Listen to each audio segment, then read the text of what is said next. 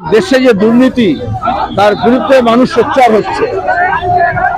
বেকার ছেলেমেয়ের হাতে কাজ নেই, পরিযায়ী শ্রমিক হচ্ছে, শিক্ষাকে তুলে দেওয়া হচ্ছে কেন্দ্র এবং রাজ্য সরকার মিলে।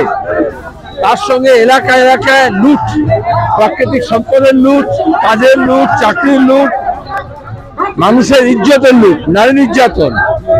আর বিজেপি এই সুযোগটাকে হিন্দু মুসলমান করতে চাইছে। সেজন্য সবগুলির জন্য সবাই এক কাটটা লড়াই। এটা হচ্ছে বাংলাকে বাঁচানোর একমাত্র পথ, দেশকে বাঁচানোর একমাত্র পথ। আচ্ছা, মেয়েদেরকে, রাজ্যের মেয়েদের উদ্দেশ্যে প্রধানমন্ত্রী সকলেই কিন্তু মেয়েদের উদ্দেশ্যে পাখির চোখ হিসাবে পরিষ্কার করতে হবে। রাজ্যের মহিলাদের উদ্দেশ্যে আপনারা কি বার্তা দিতে চান? প্রধানমন্ত্রী কোন মুখে কথা বলেন মেয়েদের সম্পর্কে? কুস্তিগিরা যখন তার বিজেপির এমপির বিরুদ্ধে নির্যাতনের অভিযোগ এনেছিল তখন প্রধানমন্ত্রী একটা কথা বলেননি।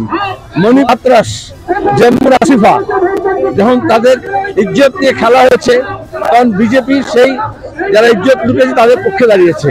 উলঙ্গ হয়ে গিয়েছে নারী নির্যাতনে, সেজন্য আজকে প্রধানমন্ত্রী বাংলাদেশে মহিলাদের পক্ষে কথা বলার সুযোগ পেয়েছেন। নাহলে বিজেপির কোনো কথা বলার অধিকার নেই।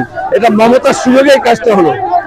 সন্ত্রাস, গোটা রাজ্যে সন্ত্রাস, সন্দেশ খালি সন্দেশ হচ্ছে, সন্ত্রাসকে আমরা শেষ করব, সেই জন্য তো এই মিছিল।